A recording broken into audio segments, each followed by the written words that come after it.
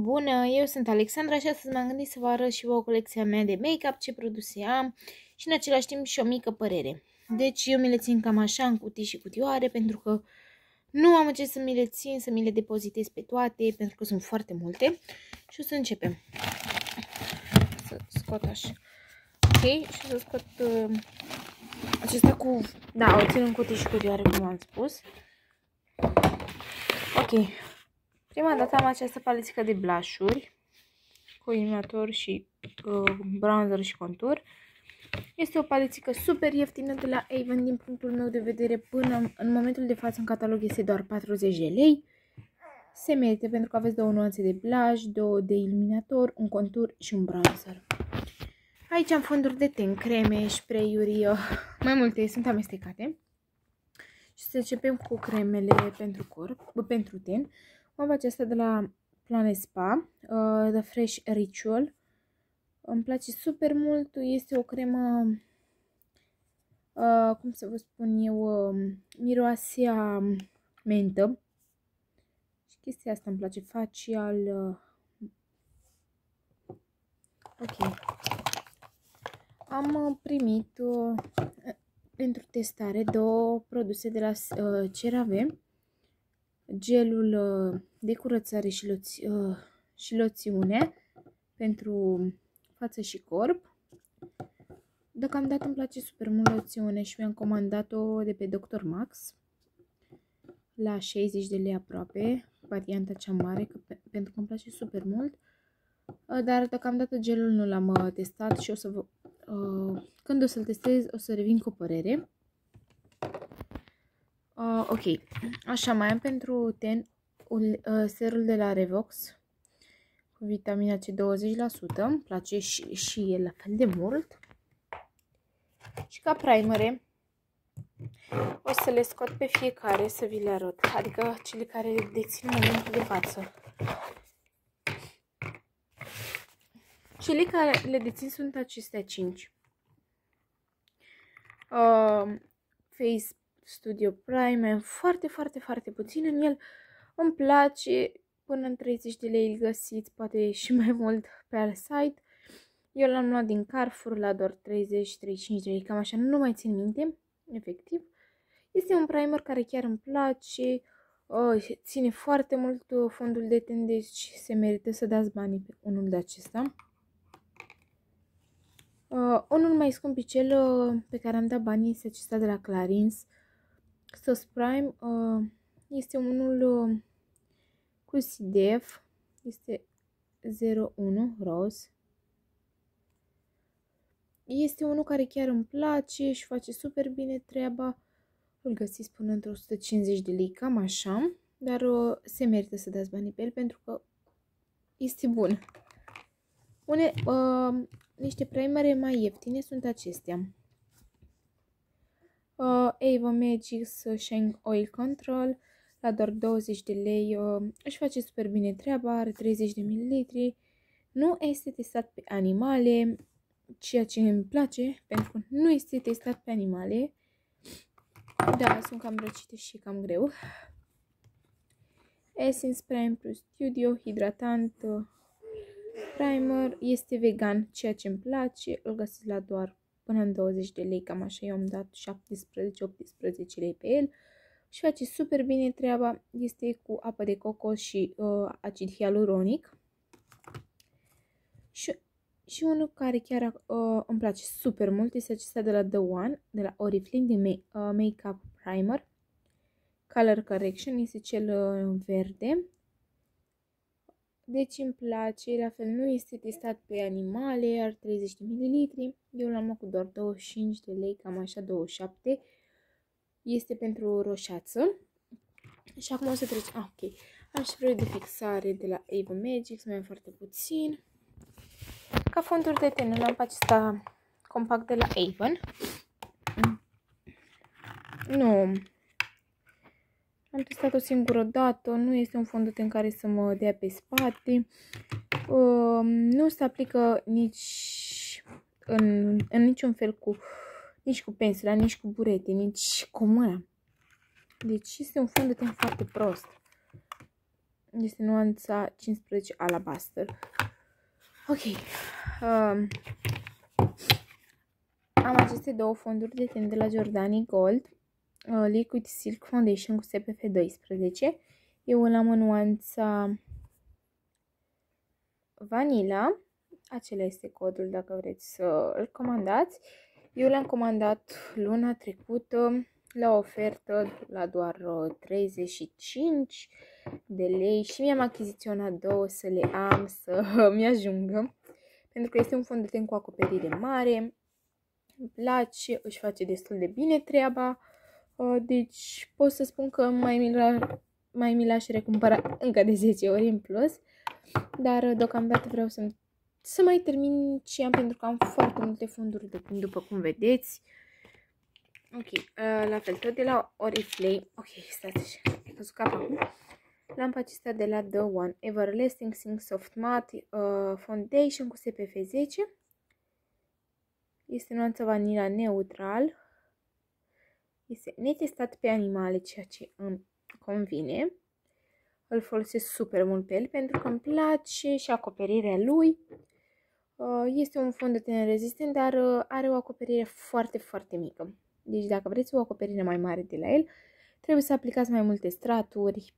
Dar pentru zi de zi se merită să-l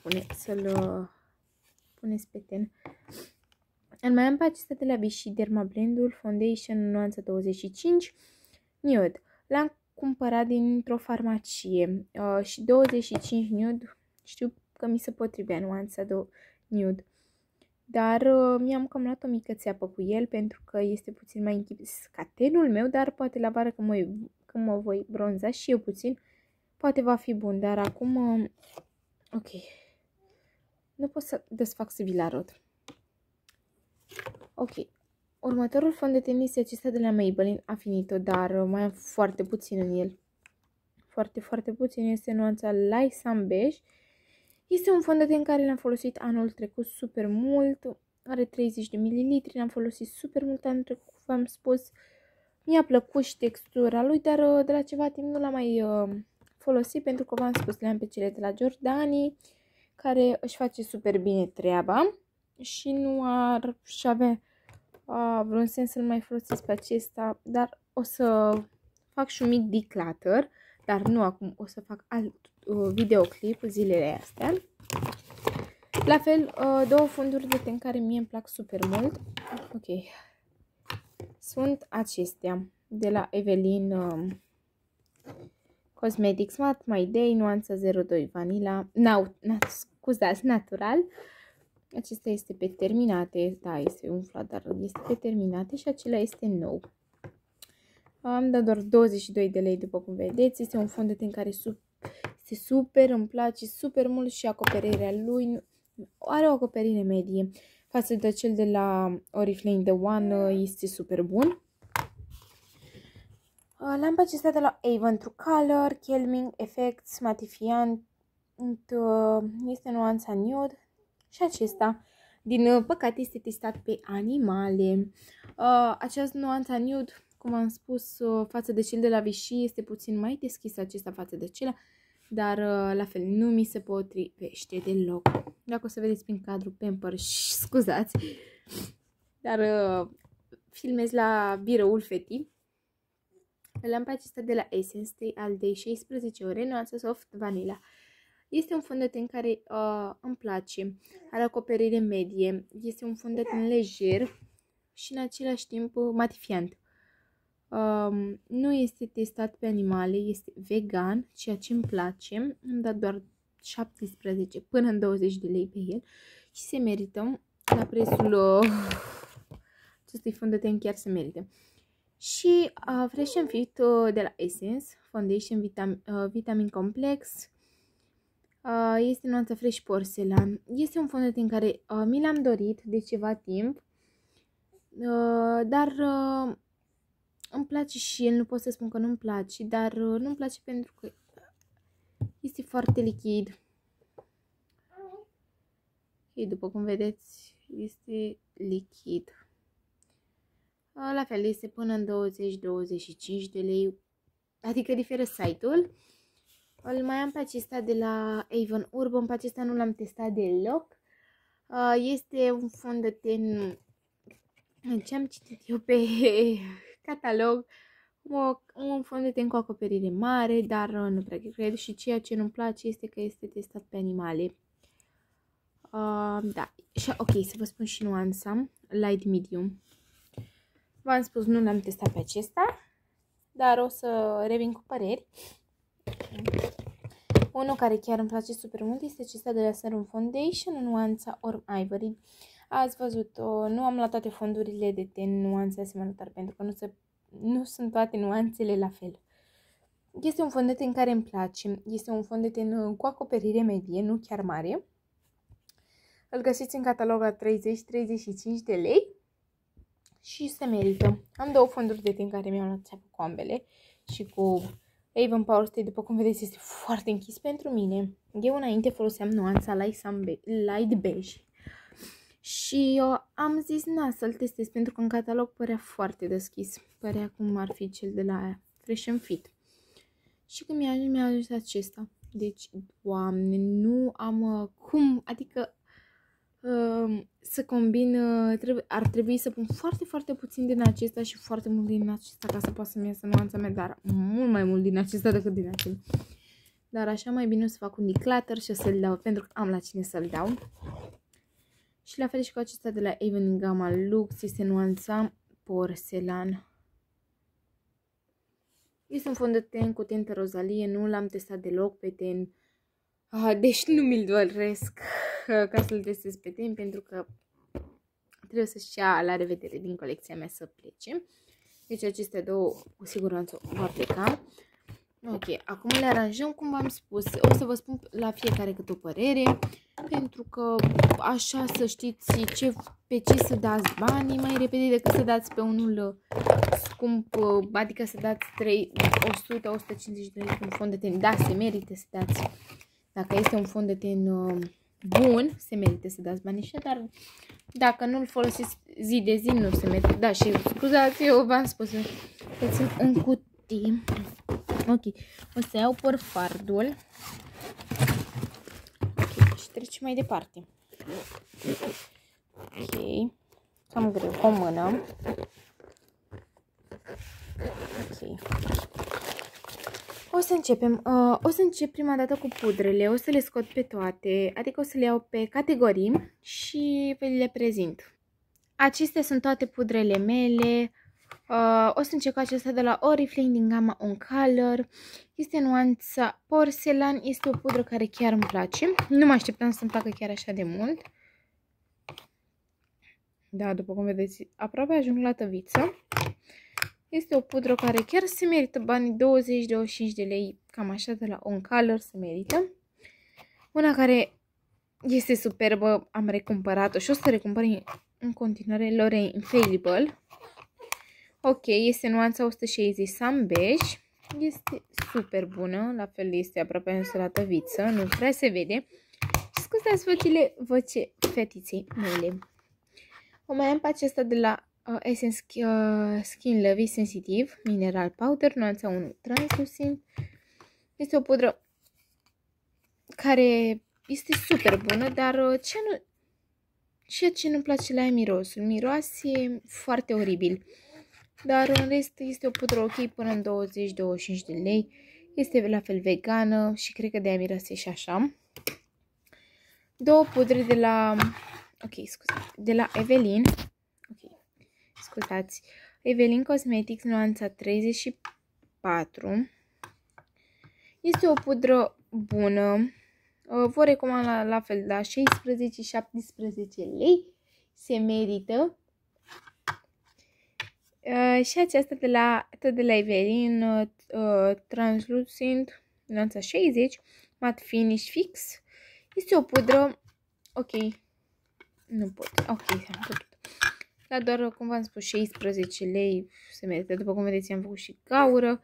Este o pudră care o folosesc zi de zi pentru a-mi fixa machiajul pentru orice. Ok.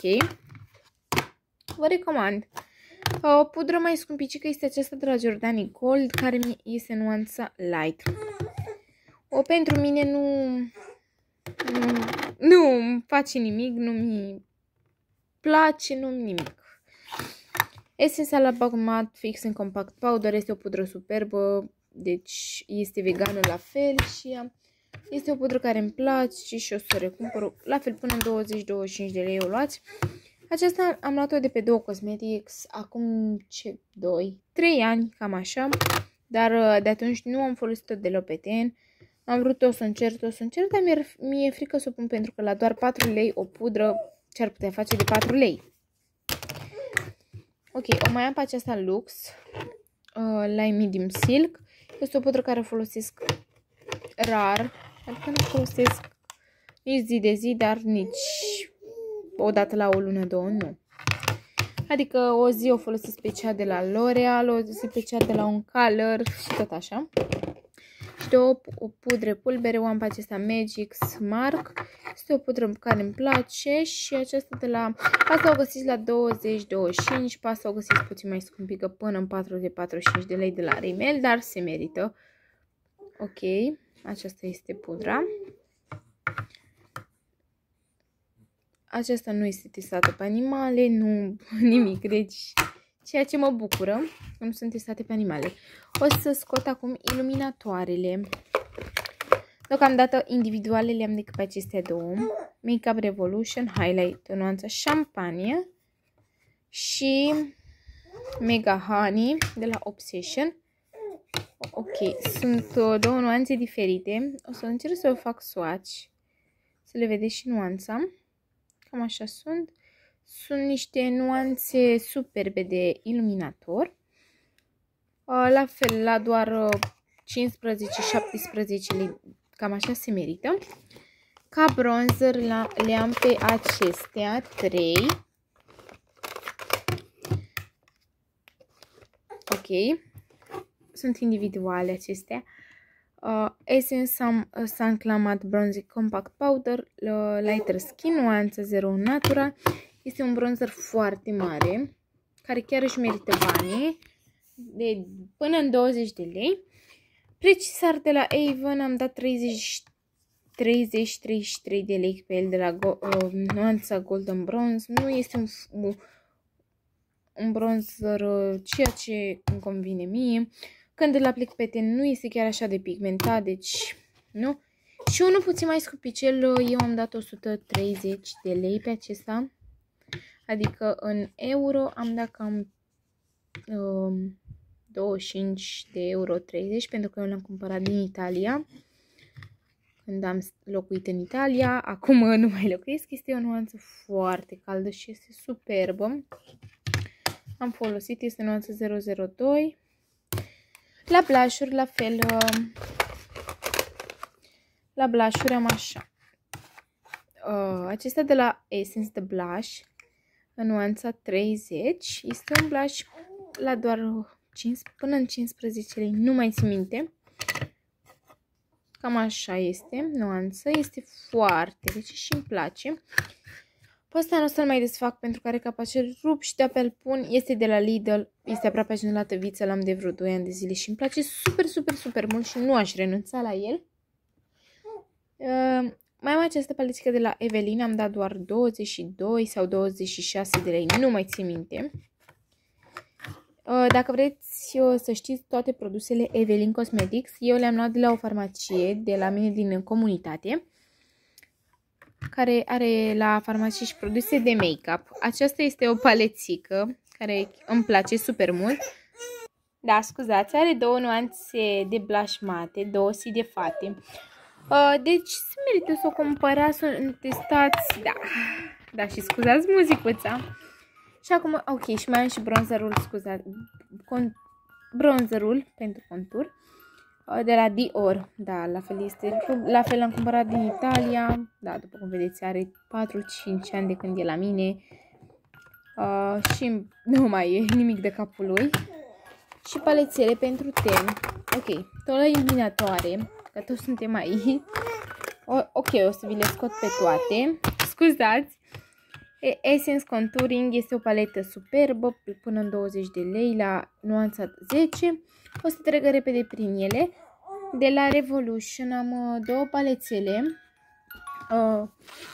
Aceasta, scuzați, aceasta Duo Blush. Îmi place super mult blush-ul, este foarte rece. Și iluminatorul care îl folosesc pe fiecare zi este palețica Sweet. Trio Contour. La fel, îmi place conturul și iluminatorul, blush-ul nu-mi place. Este nuanța Sugar și aceste două palețele de la Revolution cu iluminatoare. Acesta este Fresh Perspective și aceasta este The Abrader. Deci acestea sunt produsele mele. O să trecem mai departe, le scot și revin. Prin spate aici am dischetele, spuma de curățare de la Avon, la fel ca și crema. Și aici am pensulele, nu le mai zic că sunt foarte murdare, trebuie să le spăl. Le am de pe Sensei și o să trecem mai departe. Aici am paletele care le dețin în momentul de față. Am pe aceasta din Jumbo, am de vreo 3 ani de zile, dar o păstrez mai mult pentru pentru aceste 3 nuanțe de roz, mai mult, pentru că restul nu mă interesează decât pentru aceste 3. Ok, o să începem cu... Am această palețică de The Nude Edition de la Essence. Îmi place, este o palețică ok. Deci se merită până în 20-25 de lei. O mai am pe aceasta tot de la Essence. Out in the Wild. Este o palețică foarte folosită, după cum vedeți, mai ales fardurile de fate sunt minunate. Ok, o să încerc, ok, cam așa, este foarte puțin. Este cam așa, Don't Stop Looking. Ok, am aici 3 palețele de la Avon. City Escape, cu nuanțe de gri. Sunt 4 farduri de fate și 2 mate. Eu le-am comandat acum 2 luni jumate, 3 luni. Au fost la doar 28 lei bucata. Into the Sunset, cu nuanțele acestea. Ceea ce îmi place este acesta alb, pentru că este foarte, are SDF în el și este cam cum ar fi holografic. Și o mai am pe Sunstore cu nuanțe de nude. 3 matre, 3 de fate. Ce mă bucură este pentru că în campania următoare, în C4, va apărea 3 palețele la fel ca acestea, dar în alte nuanțe și asta mă bucură super mult și de-abia aștept să o comand. Un far mono de la Popa, la fel l-am din Italia, am dat cam 8 euro, cam așa pe el. Nu mai țin minte. Unul de la Scanlon. Terracotta. Ok, încerc să-l desfac, dar acesta l-am cumpărat alaltări. Ok.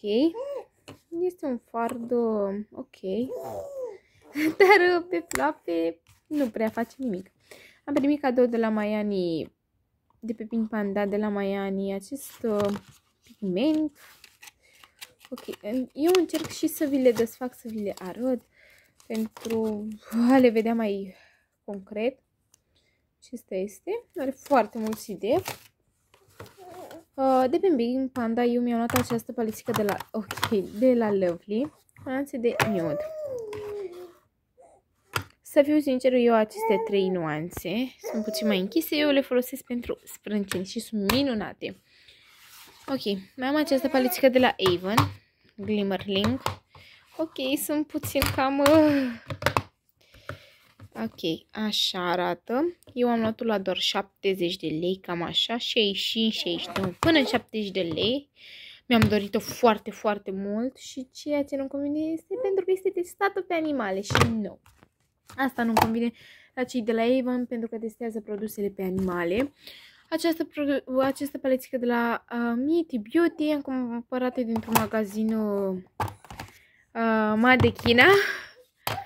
Ok, și o să vă arăt cum ar fi un mic swatch la această nuanță. Să vedeți că nu face nimic, efectiv. Sau puțin mai închis. La fel, nimic. Ok, încercăm la aproape, băi, deci am dat și, adică la 15 lei ce mă așteptam ca să fie. 3 palețele de la Revolution. Ok, nu vreau să mai vă desfac paletele, dar da, Eu aceste palițele le folosesc Neutrals 2, Neutrals 3 și Velvet Rose, nu, aceasta este, nu o mai desfac pentru că este ok. Da, este și spartă și ruptă și vai de mama ei. Evelyn Cosmetics Angel Dream Eyeshadow Palette. Este o palețică de suflet care îmi place, mi-a cumpărat-o soțul meu și îmi place, dar este într-un hal fără de hal. Și nou intrat în colecția mea este această palețică de la Revolution Maxi Reloaded cu nuanțe de nude. La fel, acestea două nuanțe le folosesc pentru sprâncene, câteodată și pe acesta, pentru că este aproape nuanța mea. Da, am primit-o cadou la comandarea a niște produse. Deci eu atunci am făcut o comandă de 250 de lei, da, acum le așez înapoi și am dat să primesc 3 cadouri, dintre care am primit palețica, fardulețul de la Maiani, plus o măscuță de la Seven Heaven. Dar acea palețică nu prea mi-a făcut nimic, pentru că a doua zi m-am trezit cu bubițe pe ten și cu, cum să vă spun eu, și cu bubițe mai ales și cu tenul foarte uscat și mi se decoja foarte rău tenul și am spus chiar dacă o să mai primesc farduri o să mai primesc măscuțe de la cei de la Pink Panda, cu siguranță nu o să le mai folosesc, pentru că nu vreau ca să-mi stric tenul pentru niște măscuțe care pot să-mi cumpăr ceva mai scump să folosesc. Ok, acum o să trecem la acea cutie mare. Revin. Aici am foarte multe produse, sunt amestecate. O să încep prima dată cu cremele. Avocado Avon Care este o cremă superbă, bună, vă recomand. La doar 10 lei. Dermacol Collagen cu SPF 10 este o cremă cam scumpicică, cred. Că nu am cumpărat-o eu. Am primit-o. Este o cremă până în 30-35. Puțin scumpicică pentru o cremă. Da. Mai bine cumpăr ceva de firmă. Adică de la CeraVe, de la brandurile cunoscute, decât să cumpăr o cremă de aceasta. Care nu-și merită, din punctul meu de vedere, nu-și merită banii, pentru că eu când o aplic, imediat începe să mi se recojească tenul. Deci nu vă recomand, nu nimic. Nu știu cu ce să încep. O să începem prima dată cu concealerele. L-am pe acesta Avon Power, este nuanța. Da, nici nuanță nu mai are. Eu îl folosesc pentru corectarea sprâncenelor. Îmi place. Îl găsiți acum în catalog la doar 24 de lei. Dacă vreți să comandați produse Avon, mă puteți contacta pe Instagram și vă voi da mai multe detalii. Ok? Îl mai am pe acesta de la Evelyn Cosmetics, la fel este o nuanță închisă, dar ceea ce îmi place e că îmi pot să-mi fac conturul, când vreau un contur cremos, îl iau pe acesta. Ok? De la Clear Skin îl am pe acesta, pentru coșuri. L-am folosit, dar nu este genul meu să folosesc și mai ales văd că e și ceva pe el și de-aia vreau să fac neapărat un mic declutter. Ok? Nu-l mai găsesc pe celălalt. Okay. Concealerele mele preferate de la Catrice 005 Line Natural. A fost o ofertă pe EMAG, l-am luat la doar 4,99 lei per bucată. Deci am profitat și mi-am luat doar 2. Și ambele sunt aproape pe terminate, după cum vedeți. Da, folosesc super mult. Ok. Încerc să stau să le pot arăta. Și unul care îl folosesc ca primer pentru ploape este acesta de la Avon Color, nuanța. Nici eu nu văd. Natural Radiance. Ok, o să începem cu sprâncenele, pentru că am produse mai multe. Am acest kit de la Wet n Wild. Îmi place super mult, după cum vedeți. Această nuanță e la tăviță. O găsiți până în 30 de lei palețica. Eu am luat-o din Carrefour și se merită. Acesta de la Avon Mark este palețică foarte proastă și la 25 de lei nu se merită. Deci, uitați, eu iau produs și nu se ia efectiv nimic. Deci, efectiv nimic. Ok, ceara este ok, dar în rest nu. Am această paletică de la Avon la 23 de lei, se merită, este super bună, este nuanța medium. La 12 lei este această paletică de la Essence, este nuanța light medium. Și ceea ce am observat este în această paletă de la On Color, Ice Palette Oriflame, are și 6 farduri, 3 de fate, 3 mate, plus 2 nuanțe de sprâncene. După cum vedeți, arată și aici nuanța 4, adică cele de jos, sunt acestea pentru sprâncene. Le-am folosit și este super bun. Și se merită într-o paletică, chiar se merită. Ok, și mai am acest concealer de la Essence Stay Natural, care îl folosesc pentru acne, la doar 10 lei Brucata. Un far care la fel folosesc pentru sprâncene este acesta de la Make Up Obsession, nuanța Chocolate Cream, este bun la doar 7 lei sau 8 lei. Tot pentru sprâncene pomada de la Evelyn, Eyeshadow Pomade, nuanța Dark Brown, este o nuanță foarte închisă, mi s-a uscat. Cum s-a uscat, deci nu mai este bun. Și de-aia am decis să fac un declutter. Pentru că ar trebui. Pomada de la Avon din gama mare, nuanța blond. Este o pomadă ok, la doar 20 de lei, se merită. Ok. Am acest creion de la Evelyn Cosmetics. Ceea ce îmi place, are și pensulă, periuță. Și capăt de creion și pudră la mijloc. Aici la mijloc are pudră, dar nu să-l mai desfac. Este nuanța medium brow, la doar 17 lei, se merită. O mascară de sprâncene Invisible la Color Trend. Ok, acum o să începem cu mascara. Ok, și mai am pe acesta, mascara de sprâncene de la Delia. Ca mascara eu le dețin în momentul de față.